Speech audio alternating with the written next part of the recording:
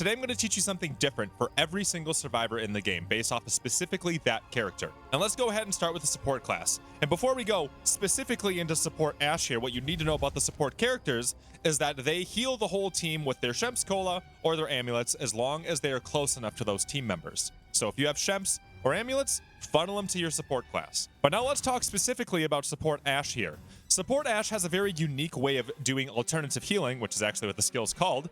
And the way he does that is anytime he hits an enemy with a heavy attack, he heals the whole team. Something you should know about support Ashe is that it doesn't matter what type of weapon you hit him with as long as you hit him.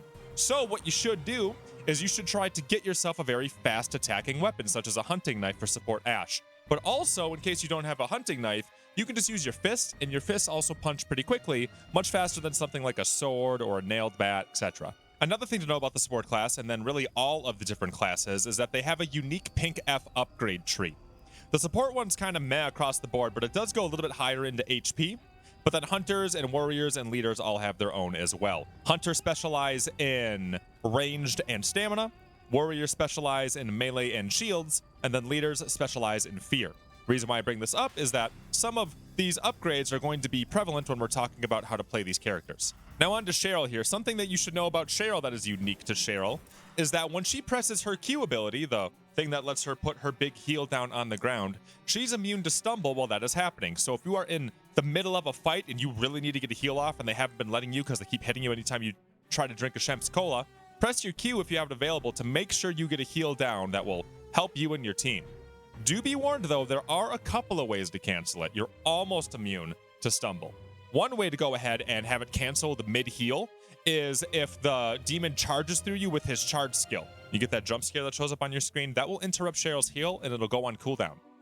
I believe another way to interrupt it is if she's trying to go down into her heal, if you have a boss up and you use the 3 ability, which is like Henrietta's booby grab or the choke from Evil Ashe or Eligos's weird face tickle thing that he does. I believe those will also interrupt Cheryl. Something to know about Pablo is that he's almost invisible to the demon. The only way you can really see him is if you are right next to him and you see his character model.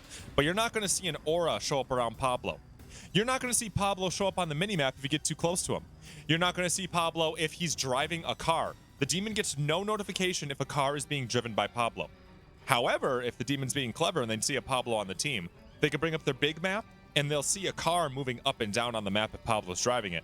But Pablo is not going to show up when he picks it up. You'll just see the car moving. So you got to pay close attention.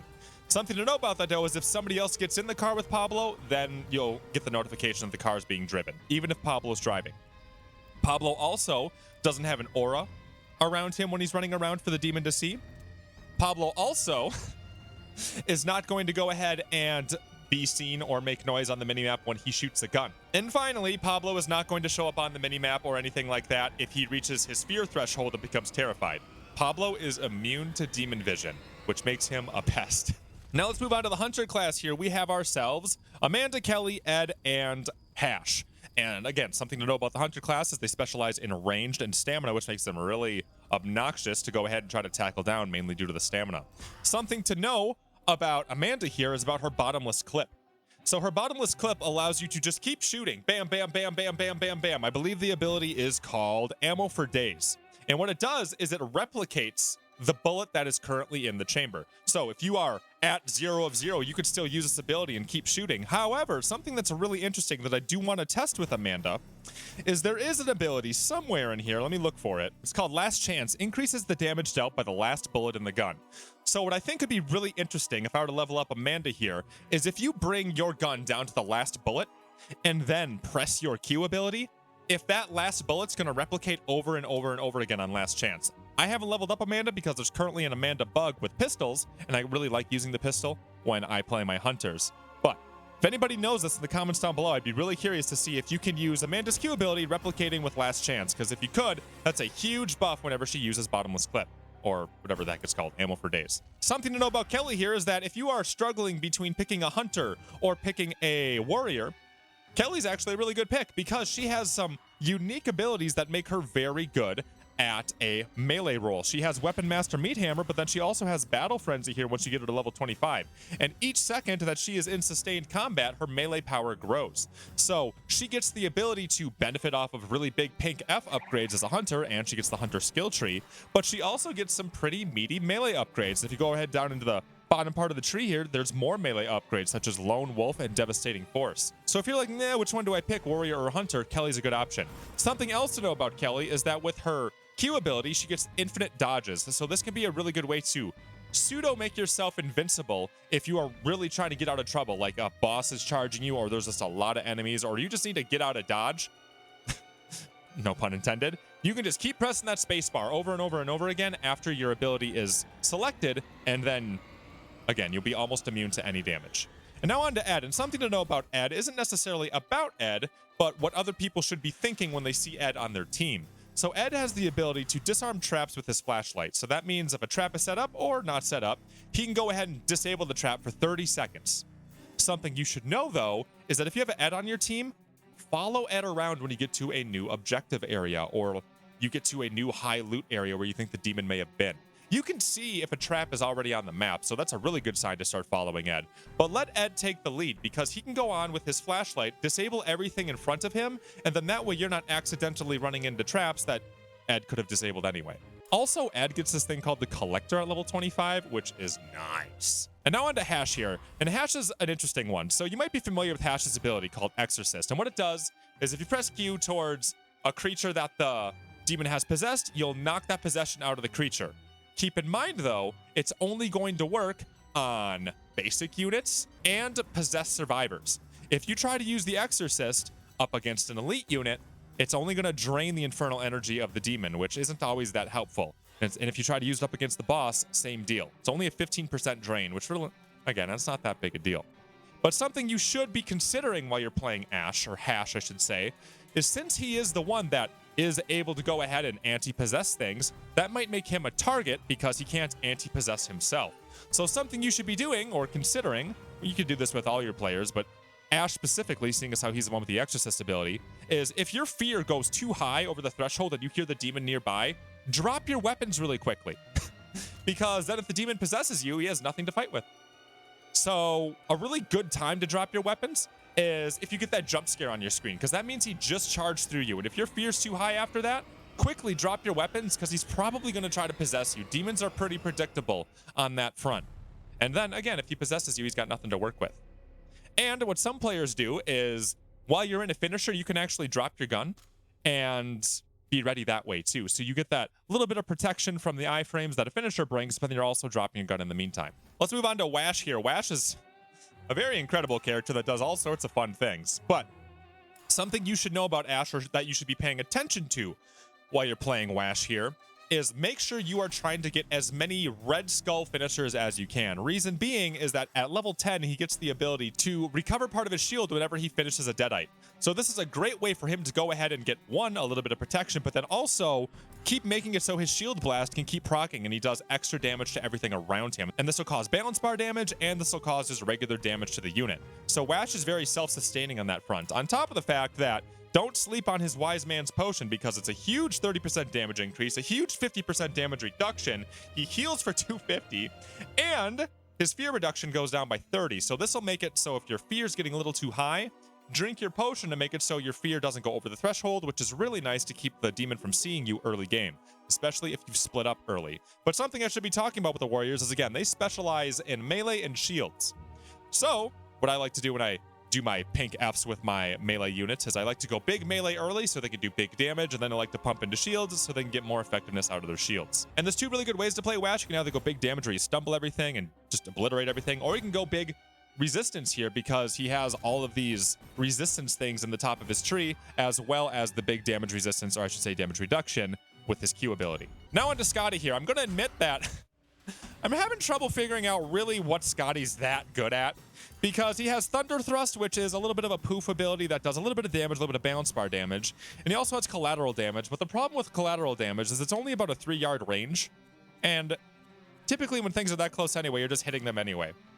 But something that Scotty is specifically good at is that he has this thing called the Weapon Master Lumberjack Axe once you get into level 25. So in my mind, what Scotty's really good with is a sharp weapon. That's what I would do with Scotty. Get him a sharp weapon to try and dismember things. Because, let's say you go up against a Necromancer, if you chop off the arms of a Necromancer unit, they lose a lot of their power. Because some of the most powerful things they have are their big Trident Smash or their big War Cry that the basic units have.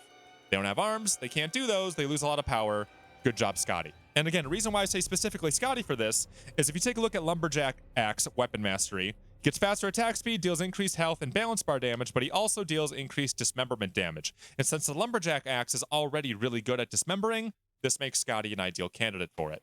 But honestly, you probably could say the same thing about Wash anyway. But Wash does all this other cool stuff, so that's why we talked about the other cool stuff that Wash does. Something to know about Henry, which is incredible about Henry, he's probably the character with the highest degree of clutch moments in the game, is due to his ability here called Unstoppable. Very literally unstoppable. When he has this ability up, he can heal people that are bleeding out without being interrupted by the demon. The only way you're going to stop him is if you possess him, or maybe if you charge through him, but you can't hit him. You can't spit at him. You can't use an ability on him. All you can really do is charge or possess him. This also makes it so he can revive people at an altar, almost uninhibited. He can get into a car. Heck, he could just go ahead and eat damage if he needs to when a boss spawns and really be the tank. Henry is amazing for just making whatever the demon player does feel like it doesn't matter. Now let's move on to the leaders here, and we'll start with Arthur. The big thing that I would say about Arthur is that he's a lot more powerful than you might think he is on a melee front. If you find a sword and Lord Arthur's on your team, give it to him, because he gets benefits specifically when he has a sword. He does more damage. But something else regarding Arthur is that pay attention to what people are picking on your team. If you see a Kelly and a Wash show up, Arthur might be a really good pick because he's going to boost the melee damage of everybody on the team. Or let's say you get a Sash on the team. It might be a really good idea to pick Arthur. A lot of times when we discuss who you should pick on your team, the leaders tend to be based off of what the rest of your team comp is. So Arthur specifically is going to make it so your melee units do way more damage when they do light attacks or heavy attacks, assuming that Arthur's level 10. Arthur's a really good fail pick. Now, on to the other leaders here. The one that I like the most actually happens to be Annie. Annie, in my mind, is the best leader in the game because she does the things that matter the most when things really get dirty. Reason why I say Annie is the best in the game is because of pretty much the stuff that she unlocks. So her basic ability that she has, her Q ability, or maybe it's her ultimate, whatever you want to call it, is that when she activates it, ranged damage from herself and other teammates goes up by 100%. Double the damage, on top of the fact that she also has Howitzer here, so that's just a passive 10%. So she's doing an extra 110% damage for the team, and people around her are doing an extra 110%. There's no better buff in the game to damage than Annie. And when does this really matter? What you should be doing with your Annie is paying attention to when bosses spawn, because you can absolutely obliterate a boss when you combo up Annie with a Hunter. You can 2 or 3 tap that thing. Done. You get an Ed on your team with a crossbow and crossbow mastery. You have Annie do her thing. Boom, boom, boom. The thing's dead. And a really good way to make it easy to hit a boss is wait until they use their 3 ability. That's when they grab someone. That's Henrietta and her boobies. That's Ellie Ghost and his face tickle. That is Evil Ash and his choke. When they're doing that, they're vulnerable. They're just standing in place going, look at you, I got you. And then that's when you could just strike with Annie and a Hunter, and then ba-ba, that poor boss is dead. On top of the fact, you know what else Annie's really good at? She has Haymaker. She has Hand Slugger. And what these abilities do is they make it so that if anybody's near Annie, they do more balance bar damage to basic units at level 10 and then elite units at level 25. And it's 25% to basics, 25% to elites, but 100% more balance bar damage to bosses. Annie is a boss melter, and you should be terrified of her when you are playing Demon. And finally, let's talk about leader Ash here. And I love his Q ability. Something you should know about his Q ability is that when he uses it, it generates a big explosion, damaging the balance bars of the creatures around him. And a lot of times what you'll see is the balance bar goes from full all the way to 0, which means they're vulnerable to a finisher right after he uses this ability. So something you should be considering while you're playing El Jefe here is if you see a demon that is spawning portals. So you're on, let's say you're on the dagger, and then boom, boom, boom, a bunch of things start coming out of the portal. Usually what happens is they sit there and they have the little startup animation, right? Well, in that scenario, what you should do with your El Jefe is you should run over to where that portal was, press your Q ability, and then suddenly all of those creatures have no stumble bar. So your whole team could just move in and get a bunch of finishers going and start chaining finishers on what could potentially be 4 or 5 units that just spawn. And they don't stand a chance because El Jefe just used his Q ability. Absolutely demolishes spawned units. And something else to know about Leader Ash here is that he is the best at fear resistance, not only for himself, but also for the team. Leaders in general are really good at fear resistance, and that's part of the reason why he's so good at it is if you take a look at their pink F tree, the fear is really good for leaders. But he also has this El Jefe Aura skill, which increases fear resistance, and then also at level 25, he can make it so whenever he dismembers something or performs a finisher, his aura gets even better, which that 100% is like, where are we at now? So that's 40% fear resistance just off of Ash's base kit, and then he can go all the way up to 5 stacks on his pink Fs. And then if you also look through the skill tree here, you can also reduce fear received. So Ash is almost unfearable, which makes him a really good candidate, and really other leaders, but makes him a really good candidate to hold something very powerful, like a pistol, which is really good for stumbling, or a really powerful legendary weapon, something like that. Because chances are you're not going to be able to possess Ash. We stream just about every single night on twitch.tv/SwingPoynt. Love to see you guys over there. If you have any other questions or things you want to talk about with the game, I'll see you guys over there. Link will be in the description and also the top comment. If you want to see more stuff to help you improve at the game or just learn more about the game, please go ahead and subscribe down below. We'll be covering this game in the future. And then with that, thank you guys so much. I'll see you in the next video that we do around here.